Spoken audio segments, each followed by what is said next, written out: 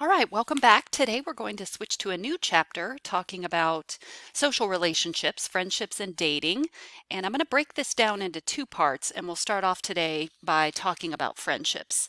So, friendships, obviously, that's a critical topic when we're talking about adolescent development. And friendship is especially important in adolescence because teenagers are moving away from their parents emotionally. They're spending more time with their friends than any other time in their life. Because if you think about it, when they get older, then they're starting to spend more time with partners and romantic relationships. They're working. So as teens, they're pretty much free of most of those responsibilities. And friends provide an emotional refuge from their parents. They contribute to identity formation. So it's absolutely an important topic within adolescent development. So let's talk about a couple of some of the topics that we're going to be going over in this chapter. So we're first going to start talking about the importance and the difference in family versus friends in the lives of teenagers, some of the developmental changes in the friendships that we see adolescents have, how they choose their friends, and then we're going to talk about this idea of peer pressure, which people think is a really big deal and a really big problem for adolescents, and we're going to examine that a little bit more closely. So let's start off with some definitions here. The difference between peers versus friends, because peer pressure uses the word peers, not friends pressure. When we say kids are developmentally equal to their peers, we're not necessarily saying friends. So what is the difference? And there is a difference. So peers are people who share something in common with you in terms of their life or their experience or some aspect of their status. So age is a pretty good example. So all the students at Muskingum University are going to be your peers. And in fact, all college students anywhere are going to be your peers because you're all sharing that similar kind of experience. But peers are oftentimes kind of an anonymous group of other people who are your contemporaries. You certainly wouldn't say that all your peers are your friends. Your peers can be your coworkers. It's just a much broader term than friends. Friends are people who you develop a mutual, satisfying, valued relationship with. So friends are emotionally and socially important in a way that your peers are not. So that's one of the first important things to understand when we're talking about friend relationships and peer relationships. Now, what about contrasting family versus friends when we talk about these relationships? And we'll first start talking about the amount of time spent. So we can compare family and friends in terms of the amount of time spent and then also the importance of each. We know that as adolescents get older, the time that they spend with their family decreases because they're spending more time with their friends. So the time with their family decreases by about half from 5th to 9th grade, and then even more steeply after because, again, they're picking up jobs, spending more time at school and activities, and perhaps dating and with romantic partners. In contrast, the amount of time that teenagers, let me go back. Let me go back here. Okay. The time that they spend with their friends and time spent alone tends to increase. So as we're going to talk about, teenagers have an increased need to spend time alone. And sometimes that worries parents, but it's absolutely developmentally normal. It's developmentally appropriate, and it seems to be an important part, an important aspect of identity formation. Now, how about the importance for friends for teenagers? Let's take a look at that. So research finds us that when it comes to future-oriented, maybe less personal topics like talking about school or career choice, occupational thoughts, the future, teenagers are more likely to talk to their parents about that because they're, I think, soliciting their wisdom and their input. But for more personal things, I mean, not like teenagers talk about marriage much, but more personal things like marriage, sex, or romance, they are more likely to talk to their friends. So these more personal issues. But this doesn't mean that if teenagers are leaning on their friends, they're not close to their parents. And in fact, the opposite is true. There is a relationship between a teen's attachment to their parents and their attachment to their friends. So the stronger the attachment to their parents, the stronger their attachment to their friends. So they're not incompatible. And in fact, adolescents who have strong attachments to their parents are more likely to develop stronger attachments to their friends. So the way we think about this is that your parents, from the time that you're tiny, very little, set up a model of how to be in relationships. And if you have developed a good, secure attachment to your parents because they have facilitated that, you then know how to develop good, secure attachments to your friends, and you're going to carry that over. So clearly, a teenager's friends are emotionally important to their adolescence, and teenagers report that their happiest moments take place with their friends, and they are generally happier being with their friends than with their family. And you might be thinking, well, okay, well, duh, tell us something we don't know. But let's take a look at why that is. Why are teenagers happier with their friends? There's a couple reasons. The first one is that for teenagers, their friends mirror their emotions. Your friends really understand what's going on because they're going through the same things. So if you have a breakup of a relationship, you may not feel like your parents understand because, well, because one, the personal fable, but because two, they're not going through that. Your friends really are the best ones to understand. And teenagers also report that they feel free and open with their friends in a way they rarely do with their parents. So they feel less judged, they feel accepted and valued for who they are. They can tease each other and laugh and mess around and not get some negative consequences that they may when they're with their parents. But what's important to remember here is that friends are not only the source of adolescents' most positive emotions, but they're also the source of friends' most negative emotions. So one way to think about it is that with your friends, the highs are higher, but the lows are lower.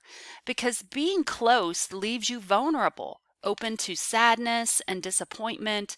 So when your friends disappoint you or betray you or let you down, the pain can be absolutely excruciating. And remember, friendships are a choice, and we're more likely to feel rejected and pain from friends' decisions than your parents, who clearly have no choice but to be your parents. Let's move on then and talk about some of the developmental changes that we see in friendships as kids grow into teenagers and teenagers grow into young adults. I'm going to back up here a second. So I want you to think about your friendships now for a minute and think about what makes somebody your friend. And of course, if we were in class, we'd be having a discussion about that. So what makes somebody your friend now? Chances are you would list things like I trust them, they're loyal, they have my back, they understand me. Okay, these are all personal qualities. These are more abstract qualities.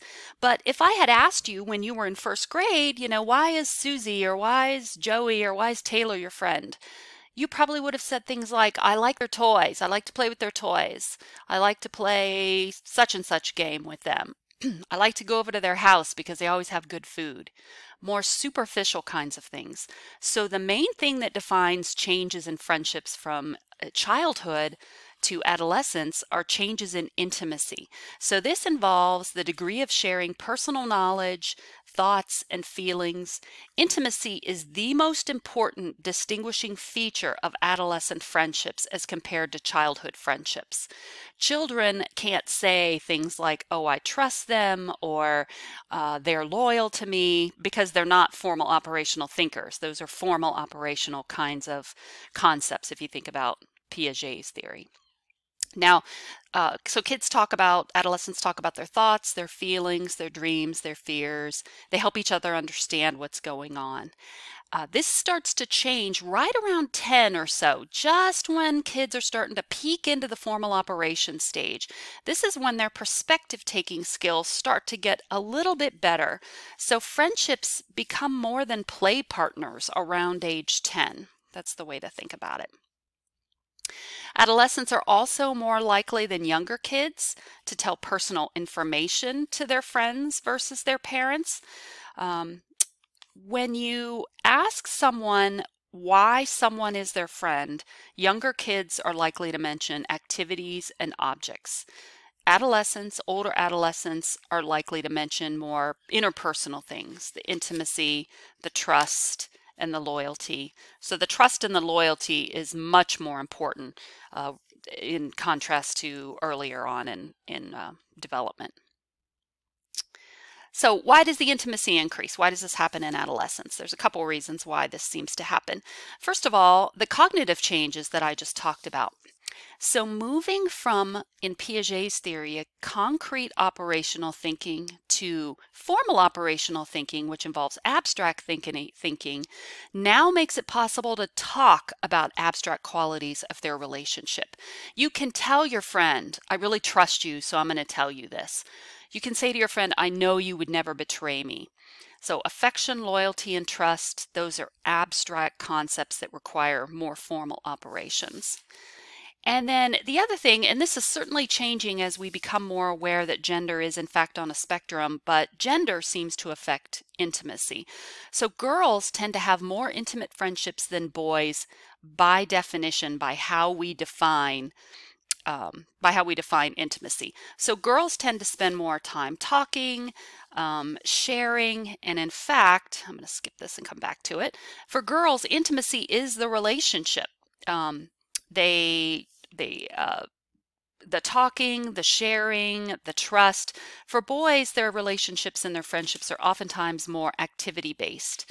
It doesn't mean that there isn't intimacy and trust and all that, but it tends to be a little bit different. So why the gender differences seem to be is because of socialization. So early on, girls are encouraged to express their feelings more than boys are, and especially in adolescence, that intimate, that close conversation is usually associated with being female. But we also know that intimacy rises in boys too in adolescence, yet just not to the same extent as girls. Let me back up here a minute. Okay, let's talk about a couple of the other developmental changes we see in adolescent friendships. First of all, the time that kids spend with their friends peaks around 16 and then it starts to decrease. So this makes sense because again, that's the age where a lot of kids are taking on part-time jobs and dating and so they have less time for their friends. They also require less adult supervision during this time. Adolescents start to spend more time with opposite sex friends versus early adolescents and kids spend most of their time with same sex friends. And then adolescents become much more aware of peer group structure, who's in the popular crowd, who are the nerds, etc. So we're going to talk about that more in just a couple of minutes here. Now, how about the adolescent's choice of friends? Actually, before I get to that, I wanted to talk for a few minutes, and we would do this as a discussion if we were together, but I'm wondering how the internet and social media has affected adolescent relationships. I think this would be an interesting discussion to talk about how kids can keep in constant communication with each other. How has that changed friendships? Obviously, cyberbullying and the spread of rumors on the internet and on social media has made a big impact. So I think there are all kinds of ways that friendships today would be different than friendships in the past. And I'm really looking forward to reading your interview papers and seeing maybe if there were some elements of that in there. Okay, now as I mentioned, let's talk a little bit about how an adolescent chooses their friends and what some of the things particular to that are. So we know with adolescent friendships, there are generally 4 similarities. Adolescents generally choose friends similar to themselves. Age, ethnicity, values, personality. So let's look at 4 of the ways that adolescents' friendships are usually very similar. First of all, educational orientation. Adolescents tend to pick friends similar in their attitudes toward school, toward their level of achievement, toward their educational plans. So if a kid takes school seriously, if they study hard, and they plan to go to college, they're probably going to have friends who are similar in that. This does not end with high school. You're probably more likely in college to have friends who expect to study with you the night before an exam versus go out to, I don't know, when I was in college, we used to have dollar pitcher night or 50-cent pitcher night. I don't know what kinds of things they do now, probably something similar, but you get the idea. Similar in educational orientation. We also know that teens pick peers who are similar in terms of their media and leisure preferences. So friends usually prefer similar kinds of music, ways of dress, activities. So if your fun idea of a fun Saturday night is to go out to a party, you're probably going to have friends who are similar versus if your idea of a fun Saturday night is to stay home and watch movies or to play chess or something, again, probably similar. We will talk more about this in a few minutes, but teens are similar in terms of their risk-taking behavior. They resemble each other in the extent to which they drink or use substances, get into fights, do delinquent behavior, do pro-social behavior. So all those are similar because those kinds of activities are usually done with friends. And then they are similar typically in terms of race and ethnicity. So this changes. During childhood, kids have friends of different races and ethnicities.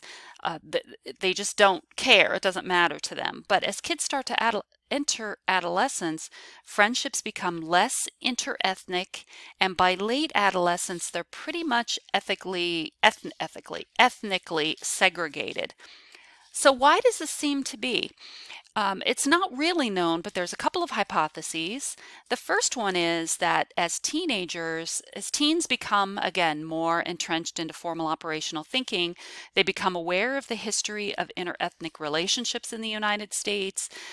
This may arouse suspicion and mistrust. Of course, kids are going to pick up messages from their parents. So if the parents have racial bias, racial discrimination and stereotyping, the kids are going to pick up on that and perhaps develop that themselves. And as kids develop an ethnic identity, they may see the divisions between ethnic groups as sharper than perceived in childhood. So all those things together seem to account for the differences, and certainly there's exceptions to that. But in general, kids tend to have friends of their own race or ethnicity. Okay, let's talk about this risk behavior piece here just a little bit more. The general public perceives that teenagers are constantly influencing each other to do things that are not so great, to do things that could get them in trouble, to get them hurt. So the general public believes peer pressure is really a central point of adolescence. But let's take a look at the reality here. So we're going to call this friends' influence and peer pressure. So really, friends' influence is probably a better way to say this because the influence of a teenager's peer group is probably really weak. So what other college kids do at Muskingum is probably, especially if you don't know them very well or at all, they're not going to influence you to do anything. But your friends, however, can influence you to do things. And of course, the big concern here is about risk behavior. So influence of friends is oftentimes blamed for teens' involvement in risky behavior, substance use, getting into trouble, things that could hurt themselves. So really, what is the reality? The reality is that teens pick their friends according to selective association. Teens choose friends similar to themselves. So generally, especially when it comes to risk behavior, if teens like to take risks, they're going to choose friends that are very similar in that. And there is a correlation between risk behavior and friends. So teenagers who like to do risky things, smoking, sexual behavior, driving fast, committing crimes, they're probably going to do that, but it's the selective association that's more important. They're going to choose friends similar to themselves rather than be influenced by the friends they have. So adolescents are usually similar in risk behavior before they become friends, and then they become even more similar if they stay friends. But friends can also influence each other for other things too. They can influence each other for pro-social behavior and against risk behavior. So studies of various types of friends influence finds that pressure to participate in volunteer kinds of things, extracurricular classes at school, and then against doing things that could be harmful is just as strong as for risk behavior. So that's something to keep in mind. The summary of this is that the peer pressure is really better off influence, more influence, and they can influence each other to do positive things as well. A study that was done a few years ago by Steinberg found that as we've just mentioned, risk-taking is much more likely when peers are present. Generally, kids don't do risk kinds of behaviors by themselves. And you have to remember that frontal lobe is not fully developed. So the reward-seeking, that should be arousal, and the rational thought in the prefrontal cortex that puts brakes on improper or problematic behavior is really still maturing. I'm going to put the link to this video here, this YouTube video, in the comments, not in the comment section, but in the information section of this video. It's a good example of peer influence and driving. It's just a couple of minutes long, so I'd like you to take a minute and look at that at the end of this presentation. The one last thing I will mention here is that peer influence and friends influence oftentimes holds for dress and the kinds of activities and extracurriculars that teens tend to engage in at school, not just for risk activities.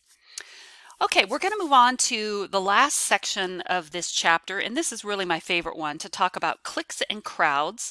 So among adolescent groups, there really are two main types of groups, cliques and crowds. So let me talk a little bit about each of these.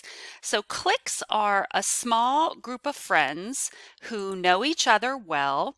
They share a lot of activities in common. They're generally between 3 and 12 members or so, but they can't be too big because then it's harder to see themselves as a cohesive group.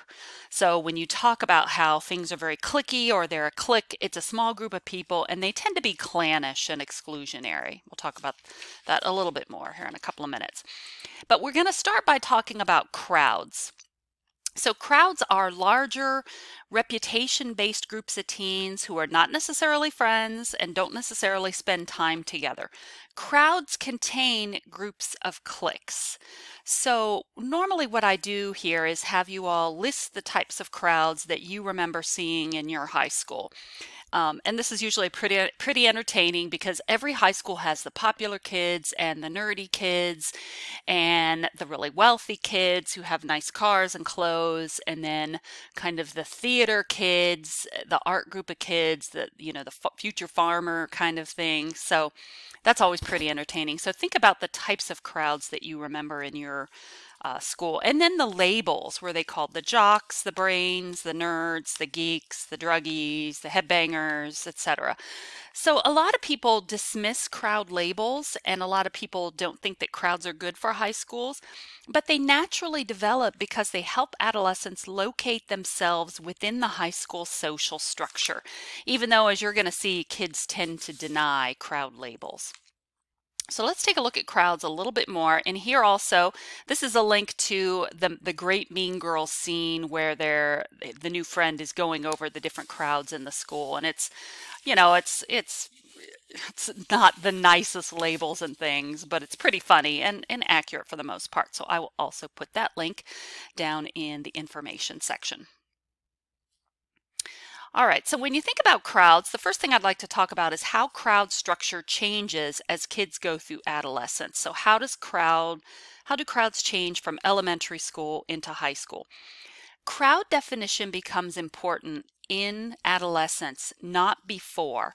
And this is very much partly due to cognitive development, because crowd labels are abstract. They have to do with the degree of popularity, the degree of athletic ability, the degree of niceness, and also because identity issues are becoming more important in adolescence. So how does this crowd structure change? In early adolescence, so we're talking middle school here, 6th through 8th grade, it kind of looks like this. So these are my own real rough sketches here. There's two crowds. There are the popular kids up here, and then pretty much everybody else down here. So generally in middle school, there's really two crowds. How about middle adolescence, so 9th through 10th grade or so? This is the time when there tends to be the most crowds and the most hierarchy. So there's generally around 5 crowds per adolescent group, say per high school. So we've got the popular kids, the jocks, the nerds, maybe the future farmer kids. So we've got the popular kids up here. And then we've got the second tier here, and then the third tier of the less popular kids down here. So middle adolescence is when there are the most crowds and the greatest hierarchy. Late adolescence, it starts to change a little bit, around 11th grade, 12th grade. We've got the same number of crowds, but there is less hierarchy. So we've got the popular kids up at the top, for whatever reason that is, and then everybody else kind of down at the bottom here. Now, as I've just mentioned, the reason that this tends to change is because the importance of crowds change as kids get older. In middle adolescence, this is when it's the most central. Everybody knows who the crowds are, everybody knows who's in what crowd. And then by late adolescence, that crowd significance starts to diminish because adolescents are really developing an identity, and really the crowds may be kind of an impairment or an impediment to a teenager's identity. Adolescents don't always accept the particular crowd label assigned to them by their peers. They are more likely to see themselves as too individual to fit into a crowd classification. So if you were to ask a teenager, tell me who's in what crowd, they could point to people and tell you. But if you were to ask a teenager, what crowd are you in, they would probably say, I'm really not. I'm friends with just a lot of people. So they see themselves as too individual to fit into a crowd, which is really kind of funny. Now, what about crowds? This is some interesting research in American minority cultures. We know that in high schools with mostly minority students, we see the same crowds as in high schools with mostly Caucasian students. So everybody can tell you who's the popular kids, who are the jocks, who are the geeks, etc. But in high schools with mixed ethnicities or races, adolescents see fewer crowd distinctions than in their own. So for example, if we've got a high school with half the population is Hispanic and half the population is Caucasian, the Hispanic kids see all the Caucasian kids in the same crowd. But to the Hispanic kids, they see the crowds in the Hispanic population. So does that make sense? They see fewer crowd distinctions in the other crowds than in their own. It's kind of an interesting difference there. There is also little crossing of ethnic boundaries in crowd membership. Occasionally we see that, but in general, that seems to be the case. Now, what about cliques? Let's go back to cliques here. Cliques often contain what we call a dominance hierarchy, and in the movie Mean Girls, we certainly see this. Regina George is, as they call her, the queen bee, and the other girls are more her minions. They're below that, and she basically is in charge. She tells them what to do and how to think, and until the new girl comes along and challenges that. So there's this dominance hierarchy, and the higher members keep the other ones in line, and we definitely see that in Mean Girls. And they oftentimes will use sarcasm and ridicule. And we see that also in Mean Girls. The problem is that cliques can become clannish and intolerant of those on the outside, which is when you get into bullying and rejection and can really cause some of the problems we see among adolescents. Now, Erik Erikson explains both cliques and crowds as a way that adolescents establish their identity and help them sort through who they are and who they are not in the adolescent structure and the adolescent social structure. So Erikson and some other developmentalists certainly see the problems with crowds and cliques, but also recognize that there is some necessity to it for a teenager's development. Now, when we talk about the crowds, we talk about the popular kids, and we talk about how at the top of the hierarchy are usually the popular kids and the other kids below that. So let's talk about, and this will be the wrap up for this chapter, what makes a teenager popular and unpopular. So let's talk first about what makes a teenager liked, what makes them popular. So think about that for a few minutes. And you're probably thinking of things like they're attractive, they're nice to people, they help people out. Some of you might say they have a lot of money and nice things. The answer is going to depend on probably where you grew up and where you went to high school. If I were to ask what makes a kid unpopular, you might give answers like they're not nice to kids, they're kind of a bully, things along those lines. So obviously in peer groups, we find certain teens who are popular and those who are not popular. There is lots of research on what makes some adolescents popular and others unpopular. And it's done largely through a technique called sociometry. I'm not sure if I've mentioned this to you before, but there's a couple of ways to do this. In sociometry, we have teenagers rate the social status of others, either directly And I realize that you might think, aren't there some ethical issues with that, having kids talk about other kids? There are ways to work around it, but basically kids will talk about who's popular, who's not, or then it can be asked more indirectly. So teenagers can be asked, who would you most like to work with on a project? Who would you not like to work with on a project? And that's a more indirect way of getting some information about that. Here's what we know. Popular kids tend to have these characteristics. They are attractive, physically attractive. They are smart, but not to the point of being devoid of social skills. And they do have social skills. Now, intelligence and social skills tends to be correlated because social skills requires intelligence. You have to be able to understand what other people want and how to be likable and how to make them like you. What stigmatizes the kids who are not popular or nerds is not intelligence, but a lack of social skills and the exclusion of a social life. That's really the issue there. But in general, intelligence and social intelligence tend to be correlated. Okay, so what are these social skills that are important? Being cheerful, good-natured, listening well, participating in groups, and then being confident without being conceited. And that's a hard line to walk. Lots of times kids are popular, but they're not really well liked because they're conceited. So popularity doesn't necessarily equate to being well liked. That's an important thing. It depends on the school and the social structure. Okay, so what about the unpopular kids? Those are, of course, the ones that we are concerned about. We know that there are two types of unpopularity among teenagers. There are rejected adolescents, and these are kids who are actively disliked by their peers because they are aggressive, either physically aggressive, although that's less true for teenagers than it is for kids, or verbally aggressive. They appear to be selfish. They are disruptive. They tend to see the world as against them. So these are kids who don't seem to understand what others want or how to get along. They may see the world as filled with enemies, and so they act out in response to this. So these are kids oftentimes that just kind of seem like they're angry. They just don't seem to get what the social situation is. And then we have neglected adolescents, and these are kids that they're not disliked by their peers as rejected adolescents are, but they're really not liked either. And mostly kids just don't know who they are. They don't make enemies the way rejected kids do, but they don't really have many friends either. Other kids often have trouble remembering who they are. I remember at my 10-year high school reunion, one of my friends, we had name tags on with our high school pictures, even nobody looked that different 10 years later. But people were like, I don't remember you. I don't remember you. And it really hurt her feelings. She was a quiet type of kid. So oftentimes neglected adolescents are very shy and quiet, sometimes withdrawn.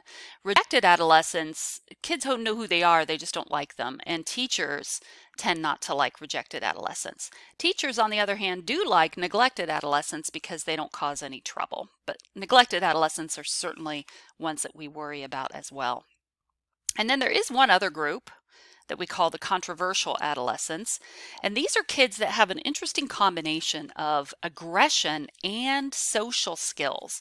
So they're not popular, they're not unpopular. Kids like them and they dislike them really at the same time. So sometimes these are kids that we consider to be the class clown. So they're disruptive, may have kind of a mean streak, but they're funny at the same time, and that's their social skill aspect of it. Now, our concern with any of these kids obviously is in future outcome. And by the time they get to adolescence, if there hasn't been any intervention with the kids who are have the more the unpopular skills, it's not too late, but really these kids should be identified in childhood and interventions taken. And there are lots of programs across the country that are really doing this now, fortunately. But the reason why this is a concern is because we want to answer the question, is popularity continuous? And we know that it often is. Usually it's consistent from childhood through adolescent. So popular children become popular teens, and then that carries over into adulthood. And the reason largely is because of the stability of intelligence and aggressiveness. Popularity and unpopularity are self-perpetuating if you think about it. So when a popular kid goes to school, they're reinforced daily. Kids are glad to see them, they want to talk to them, they want to include them. This strengthens their confidence and it keeps giving them situations so that they can continue developing their social skills. Unpopular kids, on the other hand, tend to develop a reputation which might not change easily just because their behavior changes. So there is a social psychology phenomenon called the primacy effect, that the first impression we get of people tends to stick. So unpopular kids have fewer opportunities for social skill development. Kids aren't as glad to see them. They're not invited to participate in things. And that being rejected or neglected reinforces low self-confidence and low social skills and low aggression. And then unless there are some real opportunities for this to change, and it can happen. Kids can go to school, be away from their old environment. There can be some maturity or perhaps some interventions done and they can kind of start fresh, and that certainly can happen. But in general, without that kind of change, these habits can last for a long time.